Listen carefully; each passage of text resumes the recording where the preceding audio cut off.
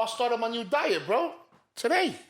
Like yesterday. I love when people say that. Yo, I started my new diet today, which means you ain't start the shit yesterday. I love when people say that. That's always my favorite thing. I started this vegan thing, bro. Okay, why? I just want to see what it's like. So I got my homegirl that hooked me up with some meals. She's gonna be prep some meals for me. Okay. For 2 weeks. You know, a lot of chickpeas, cauliflower rice. You know, shit without no meat. Okay. So today, I tried this veggie sausage. Okay. Not bad. Yeah. It wasn't bad. It wasn't bad at all. What I'm going to tell you.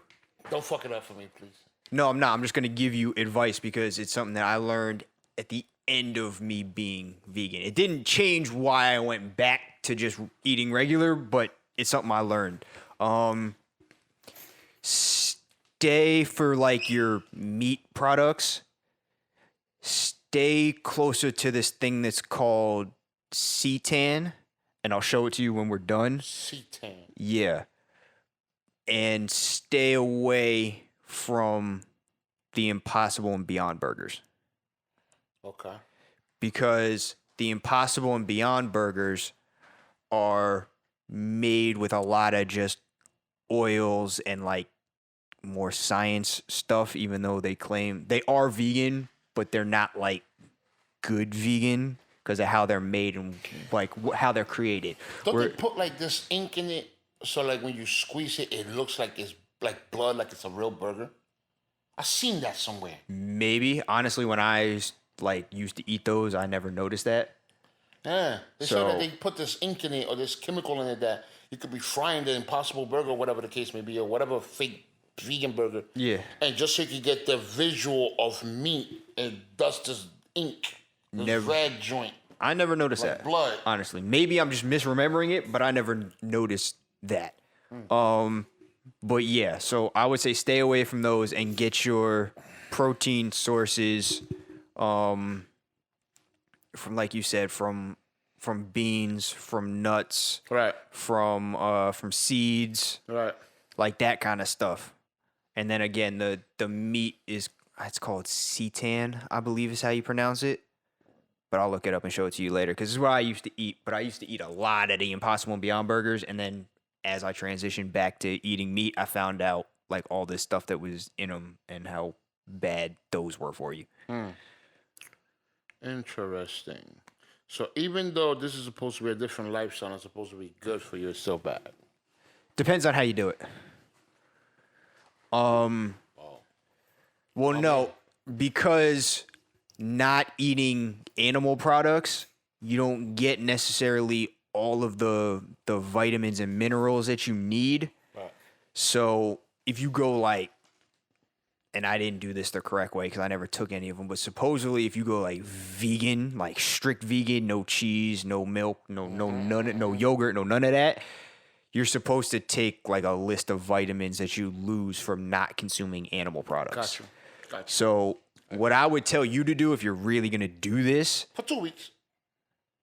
Okay, if you're only doing it for 2 weeks, it's not going to make a difference. But if you really decide to go vegan, like for your health and to change, for you because of your underlying health issues, consult your doctor because you might need to take supplements for what you're lacking because I don't know how that will affect you with what you got. I understand. For me, I mean, Makes sense. I didn't feel a difference. I mean, I'm sure I did from lack of stuff, but it didn't like affect me like that. No, I got you. I mean, I'm trying to put it together. I mean, I just want to see what it's like. Right. Like I said, she brought it up to my attention. She made me like salad and then a dinner and then a smoothie. Right? Okay, yeah. Some green juice. This shit's all right. It depends on how you do it. Like, really going vegan, people think like, oh, there's no flavor, there's no this. It just, you gotta season this stuff like you season anything else. Right. Like, because I actually had my dad do this a couple of times where he would cook dinner and he would cook the vegan meat and everybody would eat it. And he's like, honestly, you can't really tell the difference. Like, if you don't know, if you take it out of your mind, like, yo, I know this is not actual meat, but you season it like regular meat, you can't really tell the difference. Huh. It's all really how you season it, what you put it with, how you combine it. It's really not that bad. I tried a veggie sausage today, 2 of them patties. Yeah. Spicy. Yeah. And I was like, I want eggs, but I'm like, shit, I can't have eggs. Nope. So I said, fuck it, I'm just have some onions to this shit. I mean, Yep, you can do that. Yep. And that shit was alright. I wasn't mad at it. I was like, this ain't bad. Right. But I ate regular bread though. That's fine. They told me it's supposed to be like vegan bread. No, vegan bread is grain. All vegan is no animal products, like at all. All right. So there's no meat. I love eggs. Can't eat eggs. I know, but I love them. Yeah, well. Not even egg whites? Nope. Nothing. If you go vegan truly, nothing that comes from an animal. They told me that I could substitute eggs with chickpeas, I believe. I could turn the... You could, if you gonna mash them. I know when you're... liquid from the chickpeas, you could substitute as egg white. Okay. I believe she said that. I never heard that, but it doesn't surprise me. Hey, listen. I know when I wanted to bake things, you can substitute applesauce for eggs. She said you could use that for baking, the water from the chickpeas. I looked it up. I never saw that. I use applesauce. Oh, okay, well. I don't know, bro. I'm just gonna try this. Let me see what happens, you know. And hey, man, all power to you. Do you think? It is, you know. And today is day 2. Okay. So yesterday, full vegan meals. Today my breakfast was a vegan meal. Okay. Got my coffee, which is weird because it's not how I drink my coffee. I feel lonely. I feel lonely. I feel alone, bro. Like, I feel weird as hell. Like, yo, what the fuck is going on? Like, it's gonna be a transition. Because you're putting into your body an abundance of things that it's not used to, and you're not feeding it what it's used to. There's gonna be a chemical change, so there's an adjustment period. It's what it is. I hope I don't pass out. You're not gonna pass out. And let's just get this out the way real quick. Shouts to Revanche Cognac and Gigi. What up, Gigi? We need more, because S Nice keep drinking it all. I'm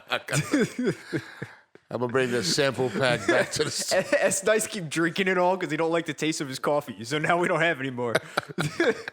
Which tells you that it's good. Nah, it is good liquor. It is good. awesome liquor, and I have to take his word for it because I don't drink. So, but he keep drinking it, and he do it. I see him do it every week, and that's why we have none left, and we got to do empty bottles this week. So, nah, I'm gonna take care of you. I'm gonna bring the pack personal experience. I can tell you that it's good. I got the sample pack. I got the stuff at the crib. I'm gonna bring it over. Let me sit it back down. But as you said, welcome to another episode of the Nice and Frank podcast. I believe this is episode 17. 17. I hope so. 17. Yeah. It's your boy Frank, joined my co-host S Nice. You already? Just said shout out to our sponsor, Revanche Cognac. Shout out to Gigi. Gigi, what up? We in 20 states now? 20, what up? Nah, I think it's still 19 states. I thought you said 20 last time. Didn't we get I into another one? I ain't get an update. I thought we got into another one. Either way, 19 or 20 states, either if it's in your state, go find it, go get it. Like I said, personal experience, I can tell you from S Nice, it's pretty good. It's all right. Damn. Damn. Shots at the sponsors. It's delicious. I fucks with it. Revanche Cognac. Check them out at revanchecognac.com. I'm going to get all of this out of the way first. Be sure to check us out, all the DSPs, Spotify, Apple, Google. Be sure to follow us on all the platforms, leave comments, rate, review, all that good stuff. So I'm going to say, this is going to be a little bit of a different kind of episode because of some of the stuff that's been going on last week. Usually we come in here, we joke around, we speak on just the dumb shit that goes on in the world. Absolutely. Because humans are just one fucked up race. We do a whole bunch of just dumb shit. Yeah. Just all of the time. For example, before I really get into what we're talking about, I saw our man Rich show me a story yesterday where Usher just got caught throwing counterfeit fake money, counterfeit bills in the strip club. I seen that. So I guess he's gonna have to put out confessions number 4 and apologize to the strippers. I seen that. Fake bread. He was throwing out fake paper. I said no way. Which is absolutely bananas. Yeah, but I'm gonna. But wait, hold on. Does that mean he broke? Why is he throwing fake money? That's a great question. Like, Have this you? is Because fucking Usher, you've my gone nigga. to the strip club. Have you ever made it hail in the strip club? Absolutely. You've made it hail in the strip club. Tsunami, my nigga. No, Tsunami. no, that's rain. No, I made it tsunami. Right. So you've made it rain and yeah. Have you ever made it hail? I thought tsunami was better than hail. Okay. So I got to explain this difference to you. Yeah, let me know. Making it rain is dollar bills Got it. or paper money. Okay. Making it hail is coins. Oh shit. You've never heard that before? No. Okay. Yeah, you stupid as hell. So you've only made it rain. It's never rain. hailed. It's never Only hailed rain, for never you. hail. Damn. Tsunami. That's just about it. Never hail. Damn. You've really never heard that before? Really? Yeah. Listen. I don't go to the strip club, so I don't know, but I have heard that before. I've never heard that. Really? Ever. Niggas just throwing coins at the strippers. Throw change. Yo, that's fucked up, bro. If it's all you got, it's all you got. Come on, bro. Come on, bro. You can go in there with like $10 worth of pennies and just, Yo, you just stupid keep as hell. going. You would get fucked up. Would you? Bouncers will come and fuck you up. Would they? You throwing You money? they're throwing coins at the strippers, my nigga. Ah, man, listen, I don't know. This guy, bro. Money is money. It's all legal currency. Whatever. Nah. Can you name the only coin that you can't use in what's it called in a toll booth? Say it again? Name the only coin that you can't use in a toll booth. The only coin you cannot use in a toll booth? Mm-hmm. A penny. Yep. So what's the point? I'm lost. I'm just Just bringing that up? random fact. Just a random question? Yeah, it was just random. Can we back to this Usher thing, man? Is Usher broke? That's the question. You are funny as hell, bro. Gotta get some lighthearted before I go into what we talking about. Is Usher broke? I honestly don't know. Yeah, because it doesn't make any sense. Like, I don't think so. I just think he's trying to get one over. I don't believe Usher could be broke. I think it's still eating off of fucking Justin Bieber. That's what I was about to say. He even if he's not eating off his own music, which I don't see how that's possible with all the crazy hits he got. Yeah, he's still eating off of Justin Bieber. He's still eating off of Justin. He's going to forever. So, there's no way he broke. The Absolutely whole counterfeit money shit, I didn't even get why the niggas did that. Like, that's just embarrassing as fuck. That's stupid as fuck, too. What if he ain't know? What if he got it from his man and he ain't know? That it was counterfeit money? Yeah. I doubt it. I'm just saying, like, what if he went there with his peoples and his man handed it to him and Usher didn't know? I see that as a possibility. I doubt it. I'm just saying, like, I that's my only explanation of why that shit could happen. Yeah, I doubt it. I'm just saying, I don't see any other rational explanation of why he's doing it. Because the only other explanation would be that he went in there knowing he had counterfeit money and started throwing it. How did they find out it was counterfeit, though? It's dark in there. The strippers went to probably deposit it and the bank was like, fuck out of here. Nah, I mean, They would have to. There's no way the strippers are going to know. they're not going to know that Unless night. exactly. So they count it, they distribute it, unless somebody in the building that's counting it knows Well, it's like, yo, or this is is using fake like bread. using those The pens. machine, yeah. Well, the machine's not going to know. The machine's just going to count it. That machine doesn't read? I don't think so. I think it just counts It it. just counts? Maybe it reads and it wasn't registering. That's possible. I don't really know how those money counting machines work. Or Right. maybe they were using the pens just to check some of them. My thought would be, if whoever found out, my question would be, how did they know it was Usher? Hold on. But you know, this is how it works, though. This is how it works. When you get to the strip club, you don't come in with $10,000, $5,000 worth of ones. You get that shit at the strip club. So Usher came and But- said, boom, let me get change. Do you know that? What if he just walked in with the money? Nah, that doesn't make any fucking sense. You don't think a celebrity like that is going to come in with their money? They're going to let that nigga come in with his own change. What's the difference if he come in with his own money or get it at the strip I've club? never seen a strip club that you come in with your own singles.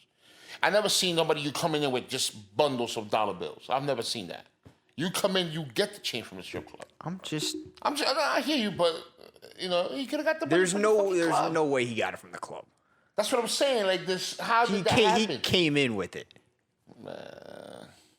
He came in with it. My thing that was is stupid as shit. Well, my thing is they're not counting it to the end of the night or after it's collected. Right. How do they know it was him? That's what I'm saying. So there could have been. I know that he was not the only nigga in the strip club by himself Throwing money. The only way you could possibly give it just to him is if they only collected it from his section and then they went and counted it. That's the only way. Nah, there's something fishy about that. Listen, I don't know. Celebrities do dumb shit. Yeah, there's something fishy about that. Just like the rest of us. There's definitely something fishy about that. There is, but like I said, celebrities do some dumb shit. But okay. Let's move on to some of these topics. So, first and foremost, I have to say, and we have to say, rest in peace to DMX. The news coming out about him last week, from the start of the week to the end of the week, was all disturbing. It was sudden. It was the worst thing I have to say about it, and I know I'm going to sound nuts saying this, is once I heard what possibly caused it, it was sorrow and like not amazement, but kind of like just damn, because I know he was getting better, but then at the same time, it's like that does make sense a little bit. The possibility that it could have been the vaccine? No, the possibility that it was it was an overdose. But see, that's the thing. And you said when you heard right what caused it, because what I read, and I've read on several things, is that his family was saying that he didn't have a drug overdose. Okay. That he took the vaccine a week before. Okay. And this is what caused it, the heart attack. Okay. So what I'm going to say is, honestly, once I got like the first story that it could have been an overdose and he was in the hospital, I did not dig any deeper because I honestly didn't want to. Like, I got you. I got it face value. Like, damn. I got you. I'm cool. So that was my thought. If it was because of COVID, that's what they were saying. I understand it, and that's even more like really damn, because that means like they still really don't know how it affects people with crazy underlying health issues like X. So yeah, that's even more crazy. But of course, wait, before we even move forward, we can't believe everything because I'm right. I can't believe everything because because it wasn't on the news. It was something I read, right? And they were saying no, that's not true. That he took the shot, he took the vaccine, and boom, here we are. He had a heart attack, and that's what happened. But keeping it 100, keeping it funky with you, this happened last week. So he was in the hospital for an entire week. Just about, yeah. Just about. I honestly thought he was already dead, to be honest with you.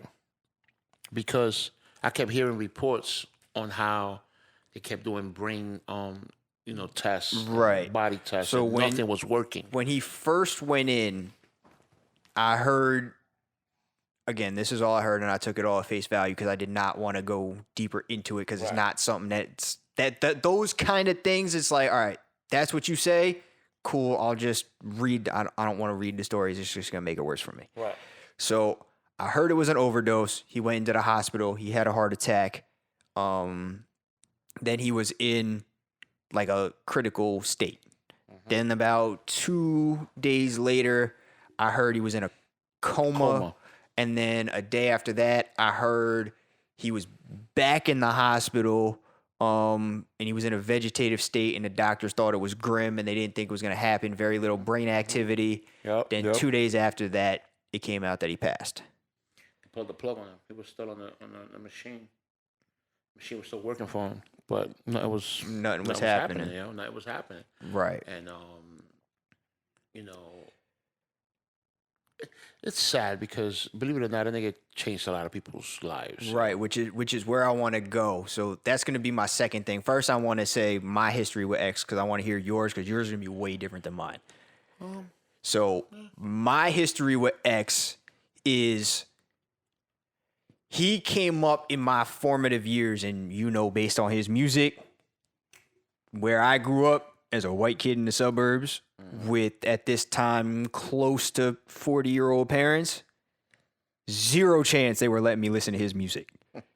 Zero. Like, it wasn't even like a thought process that this man was going to be played anywhere near at the time of his first release, 4, 5, 6-year-old kid. It's not going to happen. I got yelled at in like my preteen years for trying to listen to Eminem, and the X wasn't even going to be on the radar.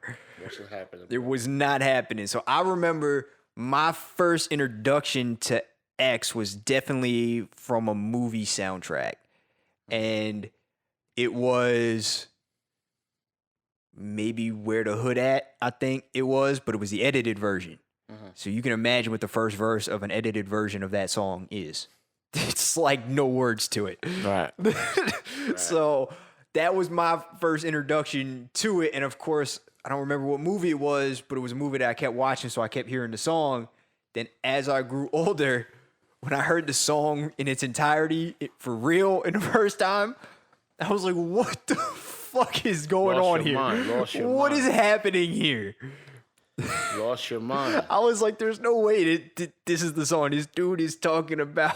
Like, Lost your mind. Nuts thing. So from there, I heard X more and I became a fan of his because of the aggressiveness of his music and his number one hits. I will say that for him, because when I started listening to hip hop and him, I was on the later half of his discography career. Right.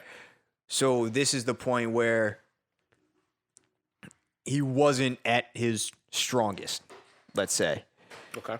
Like, I can probably say it's a little bit widely accepted, or however you want to say it, that his first albums are better than the later half of his career. Yeah.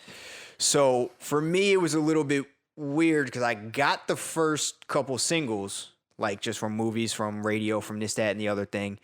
Then I heard, because again, as a white kid in the suburbs, of course, I was an Eminem fan. So I heard the Go to Sleep with him and Eminem, which then really got me into X because I'm like, this is dope song, this is dope verse. So I went back and checked out some of his stuff. Got it. But because of his rapping style, the aggressiveness, the yelling, all that, depending on the song, I was hit and miss with X. Again, later half of his career. I was more in tune with X because of his story and what he was going through. Like at the time, it was less about his music, more about his personality, more about his coming back into faith even more, his battle with mental illness and drugs and this, that, and the other thing. And that's where my infatuation with X came in. And that's where I heard some of these new songs where he's talking about that faith aspect and this, that, and the other thing. Got it. So that's where my infatuation with him came in. It was less about the music. It was more about him as a person. I mean, I think it's like that for everybody. I mean, of course, when he first came out, you already knew I was already in the game DJing. So in New York, doing a lot of fucking shows, and if you didn't play X at one of your parties, like you really wasn't fucking with music like that. Like, of course, keeping it funky. Like you had to play DMX. I mean, at the point you had to play the locks. Like you had to play joints. Right. Rough Riders came out and they just shouts to Swiss Beats. They just came out and just built that camp to the point that they solidified exactly who they were. You cannot confuse anybody.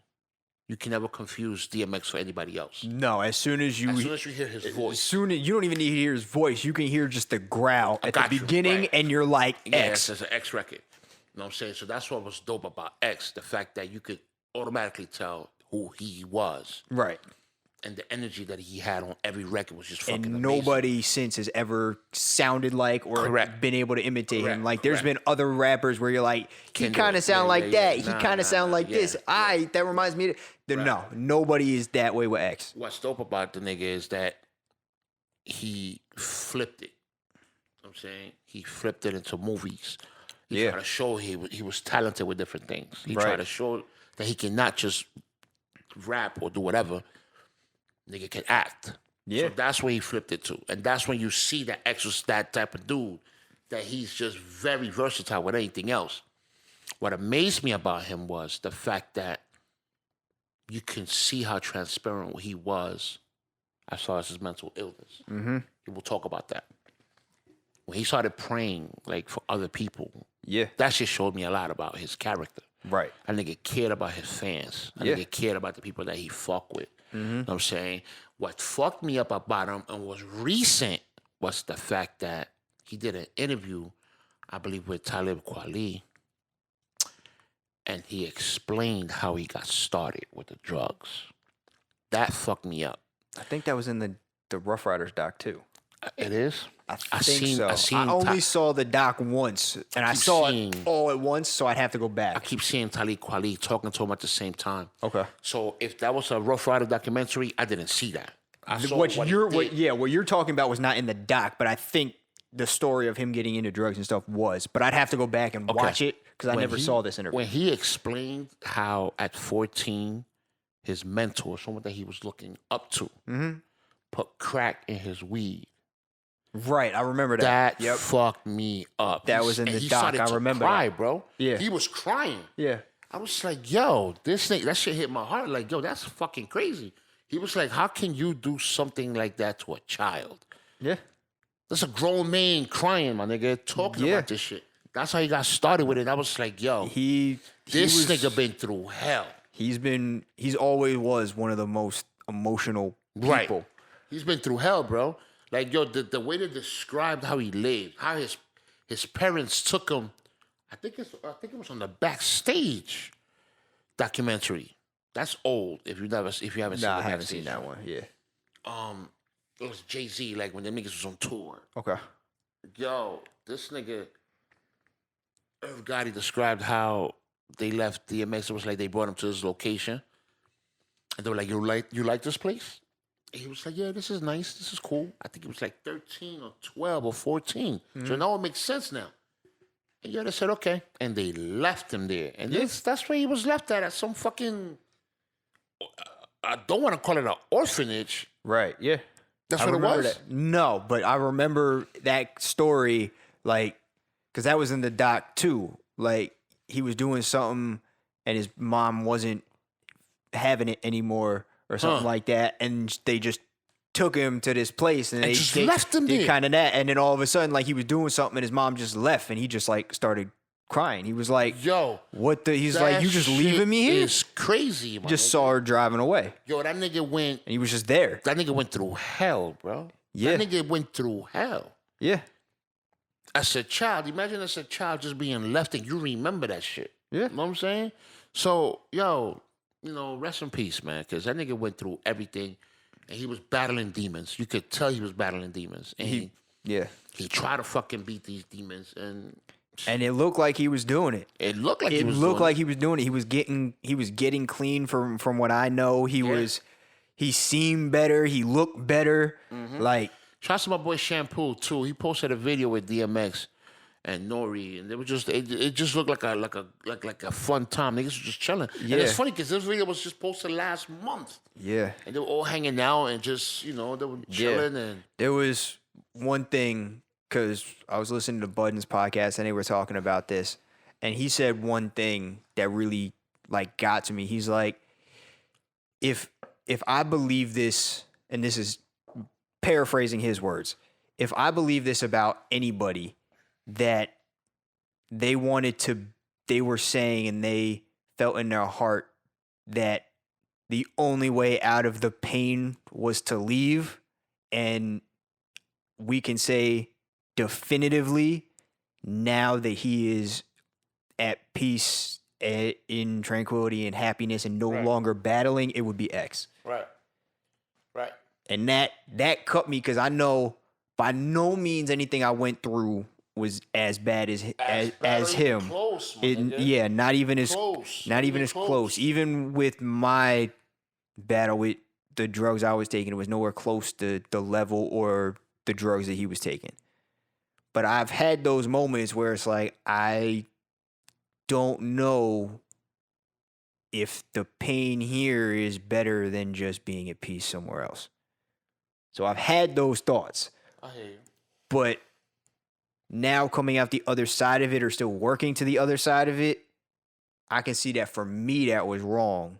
But again, for someone like him and knowing his story and knowing the things that he went through, that's just something that got to me. Knowing that like somebody could really use the outside, could see that this was the only option to get away from his pain. Yeah. And again, he didn't do it to himself. He didn't. But it's like now you can definitively say like he's no longer in pain. He's definitely more at peace and in a better place. He chilling with all the greats, man. Nigga chilling with Nipsey, nigga with Pac, Biggie, Right. Aaliyah. Niggas up there, Left Eye. Yep. They all chilling, man. They looking down at us. You know what I'm saying DMX just basically is like now seeing how the world really cared about him and loved him because all you see is on Instagram and Facebook so many different videos of DMX being posted and the prayers that he said and people acting crazy. I seen a video, I believe that was a video of his body being taken out the hospital. Okay, I didn't see that video. And niggas was dancing and playing fucking DMX. Yeah. I'm looking for the hearse. It says, you can't believe everything. It says, body of DMX being removed from the hospital. And all you see is a car, black. The video was a little weird. Yeah. And then there's people all around it, won't let him pass. Cops all over the place. Niggas dancing. Right. Niggas singing. They love that nigga, man. And this shit was really, on Friday, crazy. I don't know if it was planned or not, if it just happened to be a coincidence or if they did it because he passed on Friday. They released a dog's prayer. And it was 3 prayers. It was prayer 4, 5, and 6, I believe, which I have not gone back and looked and see where 1, 2, 3 is. Right. But it's 3. It's him speaking about minute 45, 2 minutes on each one. Prayers, no music, no effects, just prayer. Just him praying. 8 total minutes, and I listened to that thing like 3, 4, 5 times. Just listening to him praying. Even you can hear in his voice, you can hear the passion still, just him talking and just praying on record. Got you. Right. It was craziness. Like it's just one of those things. And this brings me to what we touched on a little bit and what we talked about a little bit last week. Just the importance of not just mental health in general, but in the music industry. Okay. Like, I'm sure you've seen it. You've been in the industry longer than I have. You've seen more artists. You've worked with more artists. You've been in places and done things that I haven't, partly because of you being a DJ, partly because that just has never been me even in high school and college. Right. The effect that this industry has on people is nuts. Fucks your head up. The fact that this industry preys on people that have little to nothing and overnight makes them millionaires. Right. But in such a way that unknowingly to the artist in most cases, they are under the total influence and control of whoever they sign to and get that money from. Right. All of this messes with your head. Literally, Absolutely. in a 24-hour period, you can go from having no money in whatever house you're living in to being a millionaire and having everybody know your name and now privacy is no longer a thing in your life. This business is not for everybody. If you're a private nigga, don't do it. There, If you just want to be in a hole somewhere, there are you can very write records. there are very few people that have been able to do that. Don't do it. Like the people that have been able at some point in their career to stay isolated and still maintain a career.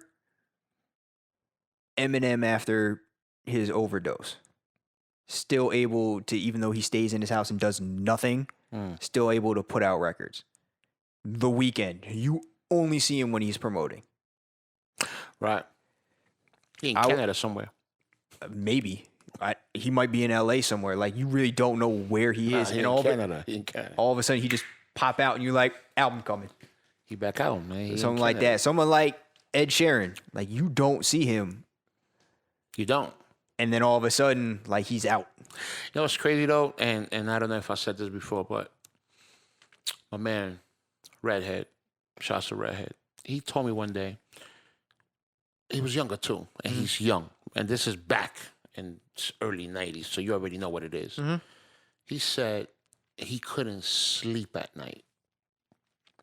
That's how much money he had, that he literally didn't know what to do. Like, he will be up at night pacing back and forth because he knew he had all this money. He always wanted to do something, and he was afraid that people would come and get him. Right. So that just starts right there with mental illness. Like, he really thought people was out to get him, and he really said, I can't sleep at night. Exactly. Because all this money is just sitting there. Right. So think about... So now imagine now. Well, that's what I'm saying. Think about some of the people that I just named. Right. Or even people on, like, that tier below them. Like, I've heard of Redhead because from Mike and from the stories, but I don't know what level of financial he was on. So he was there, bro. No, I'm sure he was, but I'm going to venture a guess he might not be up with some of the people we just named. No. Okay. Of course, you know, Redhead is from, you know, the old school back in the day. Right. But I mean, I'm just saying, again, the people I just named are astronomical, crazy. So I'm not, I don't want to. It's a different right. bracket. So imagine not even being those people, but being Pop Smoke, being being this new kid CJ, being I don't even know. Little TJ. Yeah, little TJ. Yeah, like I'm trying to go through through these people like them who, yes, you're a millionaire now and everybody knows you, but you still might have 1 foot in, 1 foot out, and you're not at that astronomical level like we just mentioned, like a M or Weeknd or Drake or Ed Sheeran or Rick Ross or Future or Migos or somebody where you good. Like, yeah, you have those ties, but your team is, you have the people and the infrastructure in place. Like, nobody gonna touch you. Somebody like that, like we just mentioned, the little TJs, the Chief Keef back in the day, the Roddy Rebel and all of them, you never know what could happen. You don't. Like Pop Smoke. Pop Smoke went out to LA to live and threw a party, and after the party, that was that. And he was on a come up. No, but what it is with the reports that I've read and heard, he posted a live because he had a delivery. On that delivery, it had the address he was at, and it was on the live, so they saw it. But still, that's how they went and got him. Right. It's fucked up. It is, but still, like, again, you just got to think, somebody like him who came from Brooklyn, went out, was bettering himself in his life and everything, and all of a sudden, just, that was that. There's haters. There's all haters, man. Right. There's all haters. Like, so that plays into the mental illness part of it, because like you said, you never know what's going to happen. Like, I've heard stories, even Berg or Young Berg or Hitmaker, whatever, both. It is. It's the same guy. That's what I'm saying. Yeah. Same guy, 2 names. It is. I got you. Yeah, Young Berg. Young Berg, Hitmaker. The Hitmaker. Right. So I've heard stories where he was just sitting in his backyard in his hot tub and people jumped the gate. Right. They're trying to sell his motorcycle or some shit, right? I think they were just coming for him. That's another story. Nah, you know what it is? I think it was a chick that set him up. Right. And people were trying to jump the gate. But like I'm saying, so that's part of the mental aspect of it. But then you got to also think some of the younger kids that are dealing with mental health and then the fame just extravagates that. Like Juice WRLD or Mac Miller or Post Malone, who's talked about it. Right. Or like we touched on last week, Demi Lovato. Like people like that are coming into the industry with mental illness being a thing in their lives, whether it's self-esteem, whether it's depression or anxiety or something that's undiagnosed or body image issues or whatever it is. And now you're thrust into the limelight someplace you don't want to be. And now you're in these circles and drugs can come into it. Something else can come into it. You don't know who you're around. You don't know what's happening. Like, you can try to keep your circle as small as possible, but still, anytime at any instance, if you at a party or something, you take the wrong thing, like, it's over. Right. Like, it's just something that needs to be brought up more, and it's something that's being brought up more, but we touched on it last week. It's also the now boy cries wolf a little bit in the entertainment industry.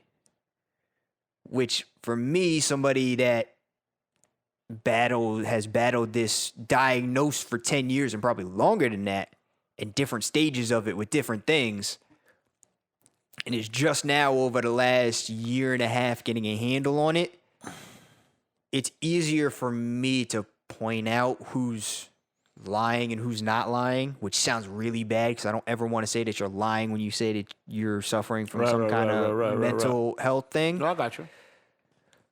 But the people that are really coming out and talking about it in the industry, we need to do it more, and we need to stop at the same time allowing anybody that got themselves in a fucked up situation to say, yo, I have these issues. Because that is now a thing over the last probably year, 2 years, where you're seeing all these celebrities and especially the rap acts crying mental health when something goes wrong. We're like, nah, man. Like, you just did something stupid. You're just acting out. Like, no, you don't. There are people that do and then act out, and you're like, okay, let me look back at your history. Okay, maybe there's something there. But it takes away from the validity of the people that are actually talking about it, because now you're looking at it kind of like, are you telling the truth? Or are you not telling the truth? Right. Like, No, I got you. how do you take it? I got you. It's kind of like, and I don't want to equate it to this at all, but this is something that's been happening in the news recently, the Desean Watson thing. Everybody thought he was this clean, squeaky guy. He was helping out the community, helping out Houston, this, that, and the other thing. Now, 22 women are coming after him. And now his lawyer put in a motion and got, I think, 14 of those women identified.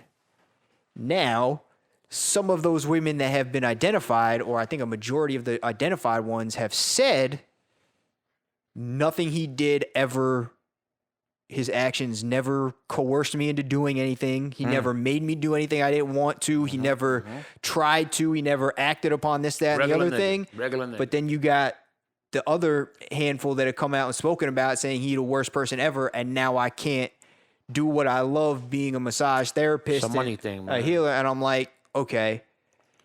It's a money thing, So- bro. It's a money thing. It's a money thing. Like, My towel fell, I told you. I know. And I'm going to say this, and then I'm going to run away from this and get back on our topic, but because it kind of goes into it. That one girl, I don't want to say her name because I don't remember her name. Right. She was sitting up there in a news conference, and she was crying and could barely get her words out, and was saying that this one incident with Desean Watson now gave her depression and anxiety, and she got to go into counseling, and she can no longer give massages and do what she loves, and she got into massage therapy to help people, and now she can't do it anymore because of this one incident. I immediately thought she was going over the top, and I'm like, that's not true. There's no way. There's no way one guy having his towel fall and not doing anything else and just kind of being there with his dick out made you have to go into counseling, trigger anxiety and depression, and makes it so you can no longer do anything in massage therapy. He didn't touch you. He didn't do anything else. But back, I'm going to leave it there. Back to what we were talking about with mental health. Like, we have to make this a wider talked about topic in the industry, because not only is there a stigma around mental health in general, where, like, we talked about this last week, where I told you what you think of and the first thing that pops in your mind when I told you those different things. Mm-hmm. And all of your first thoughts and images in your head were negative. Every single one of them. I mean, yeah. Like, that's not the truth, and that's not a great thing. And I'm not saying good, bad, or otherwise for you. That's just what you know. That's you. Gotcha. And I'm sure 90% of the world would have those same thoughts. Mm-hmm. But that's not the case at all. Like, you're around me every week, and 3 of the things I named are things that I have. Right. And you wouldn't describe me as any of the things that you describe those mental health illnesses with. Gotcha. Is that fair to say? Fair to say. Okay. So the stigma around mental health and people with mental health is still negative, and we need to change that. But that's a wider issue, because we got to change it in the population's mind, which is hard to do because a lot of the population, especially now with social media, doesn't want to hear it. And social media is another whole issue that I'm not going to get into, because kids with social media and getting bullied online are the ones why they have depression and anxiety and body image issues. And that's a whole thing. I could spend a whole fucking podcast on that, so I'm not going to go there. The industry has made it that any weakness you can't talk about, especially as a male in the industry and especially in hip hop. You're not allowed to talk about any of these things, because then you're looked at a certain way. I don't think it's the industry that's doing it. I think it's just the niggas, period, doing it. It is, but it's not the industry saying don't talk about it. Because if you, like, you can't say that, because, look, the weakness part of it, the fucked up things about it, DMX talked about it. Perfect example. In a poem. He was actually on, I think it was Deaf Poetry. Okay. And he did a poem about the industry, talking about the industry. Right. So it's not that the industry doesn't want you to talk about it. It's niggas just don't want to talk about it. DMX had the balls to talk about it. He did. And some people have the balls to talk about it. Some do. And it's being more popularized now to talk about because of, especially the strain now. Like, when DMX was coming up, there wasn't social media. So all of this nonsense that we have to go through now wasn't there yet. Right. Now, with social media, everything is all over everywhere. That's true. Like, I got a message from a social media person that one of the artists I work with showed me yesterday. Then the artist told me, he's like, yo, I got this crazy message from this social media guy that we've talked back and forth with, and that we've bounced ideas off of the other day. Mm-hmm.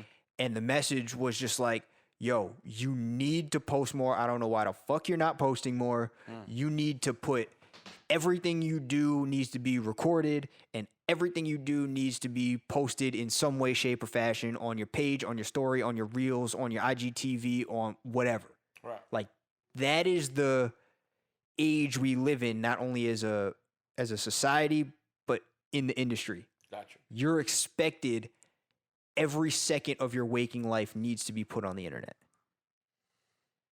Especially if you're trying to be popular and an artist and in any form of entertainment. Anytime you're doing anything that isn't sleeping or non-active, there needs to be a video. And if there is no video, you better be tweeting. What's that supposed to be, like Industry 101? Think about it. What are some of the things that people look?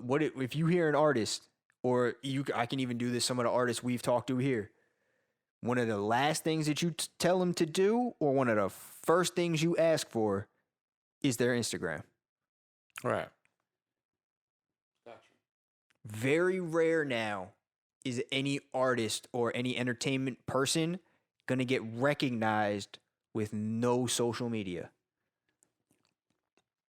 A lot of the artists now blow up on TikTok. Now they got signed. A lot of the artists over the last 5 years had no music aspiration at all, but I have 3 million followers, and some person somewhere said, I think I can Do this music thing? make you into an artist and we can make a lot of money. The Catch Me Outside girl got a music deal from being a dick to her mom on TV. on TV. On TV. She just turned 18. As soon as she turned 18, she created an OnlyFans page. In a day, she made $1 million. I seen that. $1 million. Was she naked? I didn't look at it. I don't go on OnlyFans. That would be a good. Oh. That would be my question for you. Did you look, T? T ain't check? She made. Wonder what she look like. I heard that she made $250,000 just off personal messages. Yeah. Catch me outside. Like, how about that? That's what I'm saying. Like, this is the industry in the day and age we do now. And it just accentuates all the mental health issues. And I don't feel like it's. I wonder if she's naked. Oh my God. I don't feel like it's talked about enough. And I don't think we're doing enough. And I think we need to. I think we as a population, as a general public, need to do more. There's a lot of organizations out there that are trying to do what they can, but it doesn't seem like it's hitting the mark yet. It's making a dent, but I think there's more stuff that can be done. So what I'm going to do is just tie this into one other thing, and then I'm going to let you have the floor, because I know there's things you've been telling me you want to talk about, so I'll segue to that. But I just want to do this real quick, because this is another story that I saw that came out last week. Former NFL player Philip Adams. Philip Adams. Yes. Shot and killed himself, his kids, and I want to say their grandparents. Again, this is one of those stories that I heard it. Wait, hold up. I saw a headline of it, and I didn't want to go any further into it because of what it was, and until there's more that comes out about it. So you don't know anything? I know that. But what is that thing that football players get? That's where I'm going. Because he did not shoot himself in the head, they are now taking his brain to study it and the effects of CTE, to say that that might have been a cause of why this happened, which is another mental health thing that the NFL has tried to get behind and catch. The issue with it is you can't diagnose CTE without looking at their brain. Right. You can't do that until they're dead. They're dead. That's just too late now. So when stuff like this happens, when stuff like the Aaron Hernandez thing happens, when Junior Seau stuff happens, you can think that it's CTE, but you can't say for sure until you study the brain. But, excuse me. I mean, I think it's safe to say, when I get that should be the case. Like, we already know what it is. It's a football player, a lot of hits to the fucking head. You know, like, what else can it be? I mean, he's not going through depression. He might be. But isn't that part of the whole deal? It can be. I didn't hear about that, man. That's so crazy. But it's just a mental health issue that needs to have more research and things done about it. But again, because of how you have to diagnose it, it's impossible to do it with somebody living, at least as far as I know at this point. And this is why the NFL is trying to take out the hits and everything.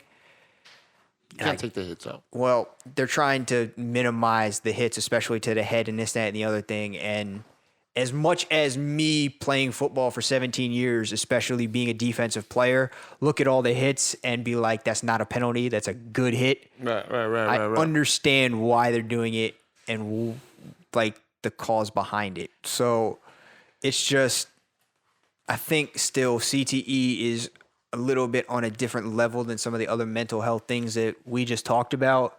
but it's something that needs to be watched out for. And I think something that needs to be put out and portrayed more is that asking for help is not a sign of weakness. It's not a bad thing. It takes more strength to go to somebody and say, I need help. And you would be surprised that the amount of praise and admiration and happiness that would come to your family, your loved ones, whoever, that you tell you need help from or ask for help, that they would give you. Okay.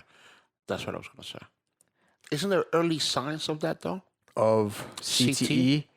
I believe there was supposed to be some early signs. There are, but the early signs could be in the form of like depression, could be in the form of like anger fits, could be in the form of stuff like that. And because those things could be a whole bunch of other things, you can only link it to CTE maybe because they're a football player. Yeah. But again, you can't diagnose CTE. No, I got you. So that's the hardest part about it. But I can say from my personal experience, when I finally went to my parents and said, like, do we have mental health care on our insurance? Like, just the look on their faces was like, yes, of course. Right. And immediately after that, they started helping me get help. So you need to, even if the person doesn't do it themselves, find a way as their friends, as their loved ones, as their family to softly broach the subject without it making it weird. Seem like you're attacking them. Yeah. Don't make it weird. Don't make it fucked up. Exactly. I mean, bring it up in a good way. I mean, right. It's never too early to try to, especially with mental health. It's never too early to just say, no, well, we'll wait till he's a little older, or we'll wait till shit is getting a little worse. Right. Do that shit now. Just do it now. Just be mindful of the person, because one of the things my parents told me is because they always told me once I got into it, was like, we always were watching after you because we knew that this was a possibility, right, and we knew that there was something wrong. And my immediate reaction was like, well, if you knew something was wrong, you knew I needed this, what the fuck do you didn't say nothing? And their response was like, because of who you are and it coming from us, you wouldn't have done anything. You would have just blown it off. We had to wait for you to come and do it yourself. Got you. So just be mindful of the person that it is, but watch out for the signs. Just be mindful of those people. And if they ask for help, just be on that journey with them. Because your mental health is your most important thing. Without your mental health, there's nothing else. Yeah. So there isn't. I want to now give the floor to you, and I will transition it this way. You've wanted to talk about the George Floyd case, and then over the last week as well, there's been 2 more incidences. One, I believe, in Virginia. With the lieutenant. Right. And then another one recently in Minnesota that had the Timberwolves and the Twins canceled or postponed their games last night. I believe that's the one where the female officer pulled out she tried to tase him, pulled out the gun instead. Correct. I heard something about it. I didn't really read into it. I didn't really. And to be honest, that whole shit that happened in Virginia, I think it's just fucked up for the simple fact that I saw that video. Man in uniform. I saw the uniform. I saw the video. You know what's crazy though? I saw the video, but I saw it from when guns was already drawn. I saw it because Rich was showing the videos you could find to me yesterday. I saw it from where his hands were out the window. And yeah, the guns were drawn already. Right. But they were saying just get out the car. He wouldn't get out. His hands are there. And you could hear him saying, like, I am afraid to get out of the car. And you hear the cop saying, you should be afraid. Yeah. He said, I'm afraid to get out of the car. But then what I think happened is this, because this happened in December. That video? That video. Okay. That happened actually in December. We're just seeing this video now. Right. Like, I didn't know that. So now, what I do understand is this. They were trying to pull him over before he got there. Okay. So literally, he saw the lights. So for a mile, I believe, he drove. He kept driving because he said the roads were dark as hell. Right. He was afraid to pull over in the dark. Correct. So it's a smart thing to go to a lighted place. Right. That's what I think pissed these niggas off. That is I think they thought he 100%. was trying to take off. Right. And I'll say two things about this. One, that is what I heard. Two, I didn't hear that it was for a mile, but I heard that believe it was for a that he mile. pulled in there because it was brightly Right. lit. Yeah. And I heard that after like I think the second video. So my initial thought was maybe he pulled in that because my first thought was like, why are they going after him there? Like he's just there. It looks like I think it was a Right. gas station, so it looked like he was just getting gas. So I was like, what happened? And then they said they pulled him over. So my thought was, okay, maybe he was on a highway or something, and he couldn't pull over safely, so he pulled into the gas station. That's exactly I've what seen happened. people do that. I've also done that where I was on a road and there was nowhere for me to pull over, so I pulled into a gas station or I pulled into like a cul-de-sac or something that was Right. off the road. But I drove for a little bit, and the cop's first thing was like, "You ain't seen my lights." One time I honestly didn't. I told him no. Another time I was like, there was nowhere for me to pull over. I wanted to, and I mean, they Wanted were to be just, safe, right. exactly. They were just like, all right, cool, like license and registration. Right. So that was my initial thought. And then Rich told me like he pulled in there because he wanted to be in the light, which then makes sense to me as well. You want to be in a lighted area. So I think that's what pissed these niggas off. That is 100% what pissed him off. Because the nigga just kept driving. Right. It's dark. I know he saw those lights. Yeah. And obviously they're thinking that. So we don't know what happened afterwards. Even though they said that they let him go afterwards, it's still a fucked way to treat him. Correct. Now, Especially him in uniform. in uniform. Now, I know cops, and I'm cool with cops. Like, I'm not going to sit here and shit on any police officer. I can't do that. I shit on the ones that deserve it. And I'm cool with a lot of police officers. And I know their job is to make sure that they're safe first, believe it or not. Correct. They want to make sure they're safe. I was about to say, I think that's every human's instinct, but I got you. No, but you understand what I'm saying. I got you. Because I just they don't know what's going wanted to on. put that out Because there there's so it's another not just a incident cop that I thing. saw too. I'm going to talk about that. So now, when you get to the lighter area, and once you see this nigga's in uniform, and once you see his hands are out, he's asking what the problem is. Correct. And you're not giving me an answer. You're not giving him an answer. That's fucked up. Correct. The You other have cop to- was aggressive as fuck. Right. You have to tell me why you're arrested. Like, tell me why I'm being pulled over. My hands are out. You see me, I'm in uniform. Yeah. You know what I'm saying? Yo, I'm doing everything. My hands are out. Talk to me. Don't start yelling. And that's the problem that I have with a lot of police officers. That whole aggressiveness that y'all niggas got, that shit is garbage. Mm-hmm. Because I guarantee you, if I see you on the block and you don't have that on, It's not going to go like that. it's not gonna go like that. You're not gonna talk to me like that. Nah. You're gonna talk to me a completely different way. I've seen niggas get fucked up. Or Like, not talk to me at all. right. Like, You're that's just what I'm going to walk by. Like, yo, but not, that's the part that I don't understand. So that part is fucked up. Like I said, I understand that nigga's trying to be safe, but treating the officer like that, lieutenant, excuse me, because he's a lieutenant, because he even asked him. Yeah. He said, what are you? He said, I'm a lieutenant.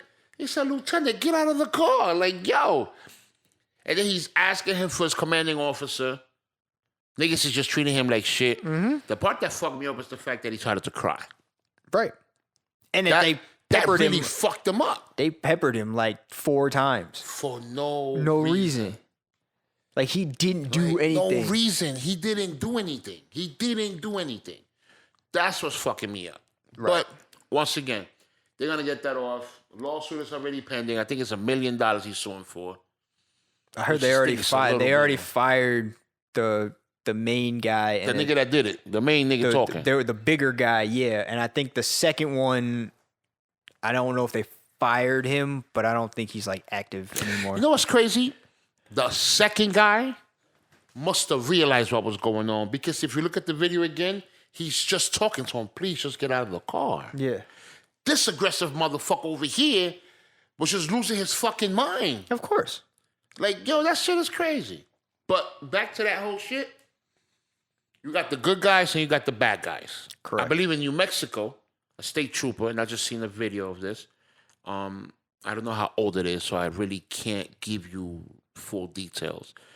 And the reason why I'm mentioning it, because I said these police officers want to be safe. Right. So I get what they're doing. This nigga pulls over a white pickup. The white pickup was tinted out. Crazy. Now, visualize pulling him over, and instead of going to the driver's side, he went to the passenger because, of course, they're on the highway. Okay. Cops do that all the time. Cops do that all the time. He lowers the window halfway. He's talking to him. He's telling him why he pulled him over. Tints are too dark, blah, blah, blah, blah. Mind you, once again, he's on the passenger side. He brings the window down more. Officer asks him to step out of the car. Now, Okay. what you see now is the view from his Body cam. body cam, and from his body cam, it goes back to his car. dash cam. Yeah. You see this nigga come out with an AR-15 long nose that the cop didn't even notice it. And when I tell you he starts squeezing off on him, You start shooting at the cop? at the cop, I forgot the nigga. He's a drug dealer, big drug dealer too. Okay. He was bouncing to Mexico, and he killed the officer. Now, a 40-mile car chase. Of course, they killed him. They got the guy. They got rid of him. But it goes back to what I was saying. These officers want to be safe. Right. Like, You that's got- nuts. You got good guys and Yeah. you got bad guys. Right. Like, And it's just the fact that these niggas, the bad guys doing that, is what really got the good guys in danger. Because course. the officers are going to treat everybody yeah. like that. Right. And that's Being what a brings the cop, problem. you automatically have a target on your back now. Correct. Whether you good, bad, otherwise. Like, Right. And And you're it's looked sad. at, you are now grouped in with all the bad cops. Shouts to police, all the police officers, man. Shouts to y'all, man. Shouts to y'all because y'all definitely get the fucked up end of the stick because there is good ones, my nigga. Mm-hmm. There's definitely good cops out there and there's bad ones. Yeah. I mean, shouts to, you know what, I'm not even going to say my man's name, but, you know, he's a police officer from Passaic. Was a police officer from Passaic, and he got stabbed. Damn. But this happened a long time ago. He's good. Yeah. He's good, but he just put him in retirement, man. He was young too. Young dude just doing his job. And this Yeah. nigga was fucking high and Mhm. stabbed him and fucked him up on the back, I believe. Wow. And yeah, he put him in retirement, but he's good now. You know, he's good. And like I said, he's one of the good guys. He's Right. a good guy. And Like, look, that happened to him. Right. Personally, my last girlfriend, her uncle was a cop. I actually went when I was first started dating her. We went to his retirement party. Okay. So like I know him. I got to meet some of the people that he worked with, and they all seem cool and chill. And I Right. can say he was a dope dude. And I met his family and his kids, and awesome. I also know from personal experience, my freshman year of college, I came back and went to a New Year's Eve party and didn't want to stay. And the father of the guy's house that we were at was a construction worker and Right. put one of his big ass construction vehicles blocking the driveway so we couldn't drive out. So I told my man, here are my keys, please bring my car home the next morning. Right. And I walked home and I was in a short sleeve shirt and it was 3 a.m. January 1st. It was cold as God shit. damn, nigga. And listen, I did not want to sleep there. I hear you. And I was a little bit drunk and I was like, I don't want to sleep here. I'm going home. This couch is uncomfortable. And I was only like a mile from my house. So it wasn't like I was that far. Maybe 2 miles. I got maybe a quarter of a mile from my house and cop cars like stopped on the side of the road because they saw me walking and they just questioned me like, what are you doing? Walking out here. You gotta just calm, cool, collective. And I was just like, I'm walking home. I live at the end of the street. And they're like, listen, we're going to take you home. And I said, but I live like right there. Like, I don't want to. They're like, we would feel better if We took you we home. took you home. I was like, Right. all right, fine. And that was Right. it. They got good ones, man. I told you. They do. Like, You know what happened to me one day? Now that you talk about that, it's an experience. I mean, it was in my early 20s. I went to this spot in Passaic, and I was drinking. A couple of people. Just getting them a sip on. It was in the summer. I remember that because I had on shorts. And these cops, they bust in to this bar. And they're like, you, come here. The fuck? Me? Yeah. Why? All right, so I go with them. I get in the back of the cop car, and I'm sitting here thinking, do I have any warrants? Like, I start thinking of everything that's going on. right. So they drive up to this hospital. And they got me in the back. And this other cop comes from the emergency room, Oh, shit. lumped the fuck up. And they put the light in my face so I can't see him. But they did it wrong because I could see him. Yeah. But I said his name because I went to school with him. Okay. I said, yo, what the fuck happened to you? And he was like, no, it wasn't him. They thought me and these other dudes beat him up. They was about to fuck me up, bro. Damn. I'll never forget that. They were like, you know, you're lucky he said it wasn't you. He said it just like that, and he dropped me back off. Yeah. I said, what you say that for? Because, you know, the minute he would have said, yeah, we was fucked to fuck you up. Right. Like, I've had an experience, again, my freshman year of college, I went down to PCB in Florida for spring break. The one and only time I went to spring break. Right.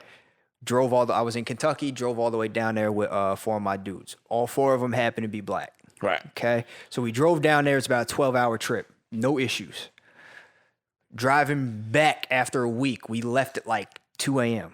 Because that's when we had to leave. Right. So we leave at 2 a.m.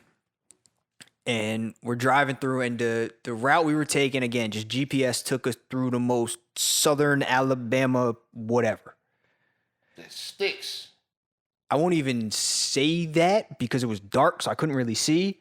But like, because of Florida and Alabama, we as far south in Alabama as you can get without being in Florida. Right. It was probably about 3:30 a.m. at this point. I'm coming around a corner and it's dark. I don't know where I am, so I'm slowing down as I come up to this light. As soon as we get to the intersection and stop, cop lights. So I look, I like pull into the gas station. It was literally a gas station right to my right. So I pull in. Cop comes over to the driver's side of the door.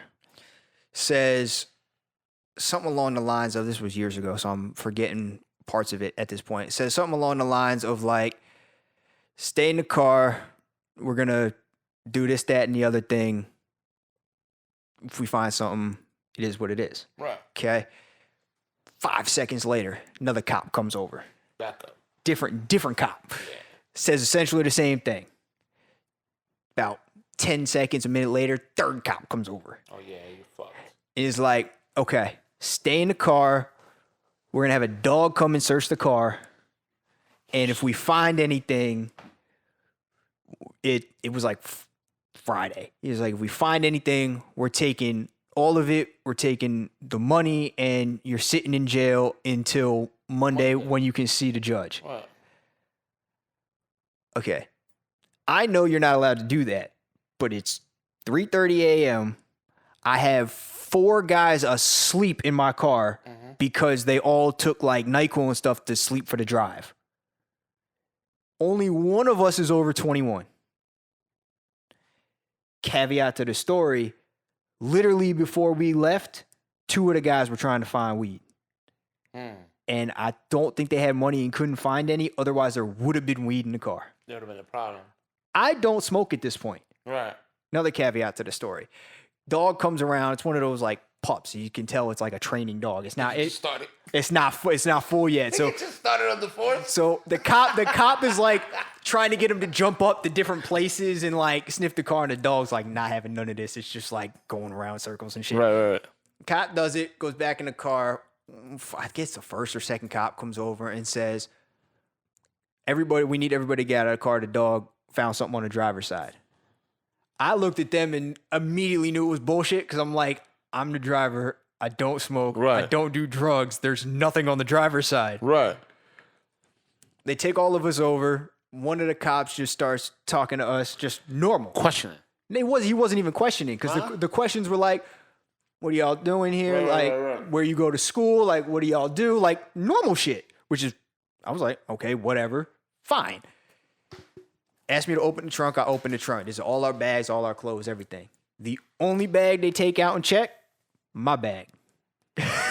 There's no way they had any knowledge of that. Right. But it's the only one that they check. So I'm like, cool. Like, there's nothing in that bag. Right.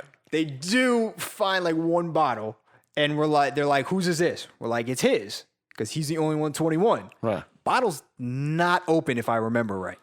So we're like, it's his. He's like, it's mine. He's 21. Showed him my ID, everything. We're like, it's in the trunk. They're like, go pour it out. We're like, but it's unopened. It's in the trunk. We're not doing anything. But we're just like, all right, fine. He went, poured it out, threw it out, whatever. Like, that's fucking corny. It is, but it's like, if that's what's gonna get us in trouble, like, duh, just go pour it out. Like, it's just a bottle. Like, we don't want none of this shit to happen. Somewhere else. Exactly. So, cops do other things, search the car. First cop comes back. He's like, we ain't find anything. In my head, I'm like, yeah, no shit. You search the driver's side. I don't do any drugs. There's nothing in the fucking car. Then he writes me a ticket. For what? The ticket was for speeding. He said, did you not see the sign back there? I said, what sign? He said, there's a sign back there. Now it's dark. You can't see anything. And no, I didn't see the sign. I looked at the ticket. The ticket was for speeding. I was going 52 in a 25. On the highway? No. On a regular street? On some now I won't say back streets, but on just some normal streets. Again, remember I said in the beginning, I was coming around a corner, slowing down to the red light. Yep. And he gave me 52 in a 25. That was bullshit. And I looked at him and was like, okay. And then just kept driving, put all our stuff back in the car, just kept driving. Went hours, got to a gas station, got need gas at that point, whatever, stopped. And I called my parents just because I'm like, at this point, I've never had this happen. I don't know what to do. I'm like, if I want to fight this ticket, what do I do? Right. They're like, where's the ticket from? I'm like, some nowhere place, Southern Alabama. They're like, if you want to fight it, you're going to have to go back down there. Right. I'm like, okay, that's not happening. They're like, how much is it? It was like $200 some odd dollars. Yeah, they got you. I was like, all right, cool, whatever. So I'm like, I'm driving. I'm going back up. I'll call y'all guys later today, tomorrow. We can talk about this. You know, cops got mental issues too, right? Yeah. So get up there, take care of it. And my parents are writing a check because at the time, I don't think I had my checkbook or whatever. So I gave them the money and they were going to pay it from whatever. There's nowhere on the ticket. I sent them a picture of the ticket of where to send the check. So my mom calls the number on the ticket and gets whoever's at the whatever station, wherever the fuck it was. Writes it out, does all the things and sends it. And she calls me and I'm like, she's like, all right, it's taken care of. I'm like, all right, cool. Like, what happened? She's like, there was no address on it, so I had to call them. When I called them, just some guy picked up the phone and just said, hello. He didn't even say police department, nothing. Nothing. And I'm like, she's like, they got you. It's a scam. 100%. Because she's like, yeah, she's like, all right, who do I write this check out to? And he just like gave her a name. Oh, nah. I was like, nah. And then I looked it up. I was like, none of the places I was at had reciprocity, I think is the word, with Alabama. No. So I could have just said, fuck it. Yeah, and not paid anything, matter of fact. Them niggas just got you. They even fucking with you. But it is what it is. So there are some bullshit things out there, but they fuck with you. They did. Southern Alabama, there was definitely a point they saw a foreign car with Jersey plates in some nowhere Alabama at 3 a.m. And then not only did they see that, they're like, all right, we got them. Then they saw that it was one white dude and 4 black kids. They're like, we got him even more. And then they found nothing, and they were probably pissed. You know you were the safest person in there, right? Yeah. I know. You're the safest person in that whole situation. Mm-hmm. He's one of us. Don't hurt him. Now, fuck him up, though. That black guy over there sleeping, snoring. He deserves to get fucked up. But, so. You know what's crazy? I had a conversation with my boy, shouts to K Jazz. And he's a CO. So he's one of them COs that get to carry guns, though. That shit is weird as hell. He works for this prison, Rawway Prison. Mm-hmm. I think he told me Max B was over there, too. That's crazy. Anyway, they always go through a psych evaluation. The cops or the people they bring in? The COs, yeah. Yeah, they have to. And half these niggas that I know, some are nuts, my nigga. Like, Right. some going through something. They going through something, but they still pass these COs. Right. How's that possible? How's it possible to pass someone from a psych evaluation and then they get showing you he's fucking retarded? Because They need him on the job? that could be one. Man. It could be two, depending on who they are, the connections they have Just putting in the niggas system. in danger. You're putting people in danger. They are. It could also be depending on what the psych eval is. Nothing might show up. I mean, it all depends. Again, from experience, the psych eval I took was over 2 days. The first day was a questionnaire, 100+ questions, maybe 200 questions. Just asking you like, I would have lost my mind. it was just asking you stuff just like, how do you feel if this happens? What it would be this? Do you ever feel this? Like just those kind of questions. I would have lost my mind. Just like worded differently, like I said, 100, 150, 200 questions, whatever. Did that. The second day was just like an IQ test type of thing. Like answer these questions. What does this word mean? What do these words mean? In this sense, can you put these things together? Can you do math? Like that kind of stuff. Right. It's like, that's a psych eval.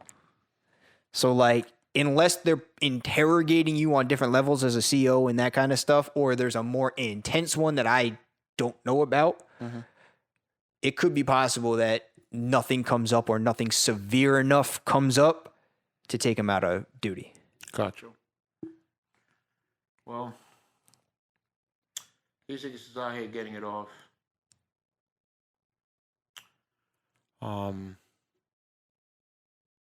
It's crazy because I think about this shit a lot. Like I said, my boy K Jazzy is CO, and he's dealing with a lot of crazy motherfuckers because these niggas is in there losing their mind. You know what I'm saying? So I always wonder, like, yo, you okay? I check on him. Right. My nigga, you good? Like, you know what I mean? Yeah, I'm good. And he tells me what's going on with his job and what happened. And sometimes you could tell he's like not good. Like he's losing his fucking mind. Yeah, He's there's going something crazy. off. There's something off. I could tell something is off. Like I hear it in his voice, something is off. Right. And but he's doing what he got to do. So if I could just imagine, if you're going through that little problem, I know there's niggas that just losing their mind. 100%. I know there is. There's got to be niggas that just losing their mind. So, well, shouts to all the officers out there doing the right thing. All the COs, all the officers. We appreciate you. All the good ones. I'm talking about the good ones. I'm not talking about the bad ones. I'm talking about only the good cops, only the good niggas. Right. So that's just about it. I was about to say, is there anything else you want to touch on right now? I think this episode we definitely covered what I wanted to cover. I don't know. We went left. We went left with it. We ain't. It wasn't that we went left. This was my plan for this episode, coming off of the DMX passing. Rest in peace again. Coming off the football player, and then coming off the incidences that happened last week. I get it. So I'm good. If you good, I'm good. I I'm just want to good. leave everybody with this. Check on your strong friends. Because the strong friends are the ones that are probably holding in the most, and they don't show it. Always check on your friends, but check on your strong friends the most. And with that, you got nothing else? I'm cool then. I'm good, bro. Thank you for joining us. Peace.